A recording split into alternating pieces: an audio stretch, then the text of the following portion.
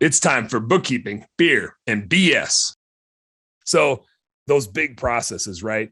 CRMs, phone systems, things that take a lot of work and almost need like retraining for your staff. Save it for when you're damn near shut down, like right after the holidays or something like that, when you're not pushing real hard. Even when you're like half speed, changing a phone system really sucks, or changing a CRM system really sucks. Um, Things that you could do might be like implementing new training, because you're probably not hiring a lot of people in that period of time. So if you've got training stuff you want to work on and implement, don't do it in the springtime when you're hiring and training a bunch of people. It's too choppy. Like, you can make small little tweaks, like add a thing or remove a thing, but don't. So we use Trainual for our training system. Don't put Trainual in the springtime, like while you're busy. If you get it done before springtime really hits, badass. But if it's March and you're starting to hire people, don't be like, hey, I know you're a week in. We just started this Trainual thing, and I'm as like, instead of focusing on the client and on you, I'm going to focus on getting this software set up. No, like when you're super busy, your priorities are always, what does the employee need to go get their job done that day? What does the customer need to make sure that the job got done for them that day? And how do you get paid? And then go do it again the next day, right?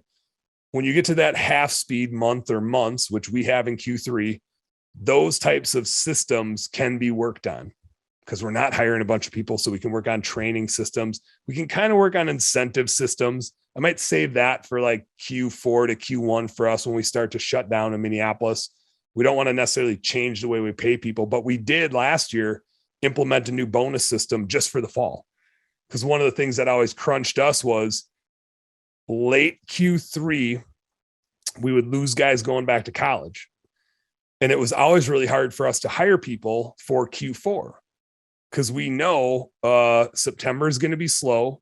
And then the minute October hits, we're hanging holiday lights, gutter cleans start happening. People start needing their last window cleaning. They need that last pressure washing. And it's a gauntlet until we're covered in snow.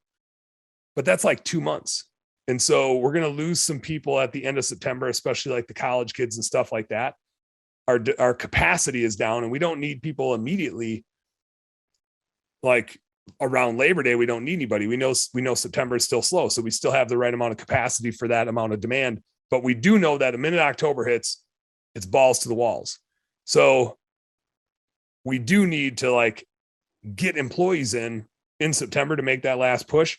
But man, it's really hard to hire employees when you're like, it's great culture here, great company to work at.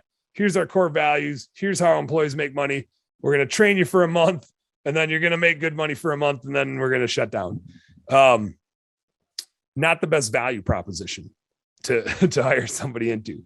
So we had to create a bonus structure where if they make it through that 2-month stretch, they really get rewarded at the end.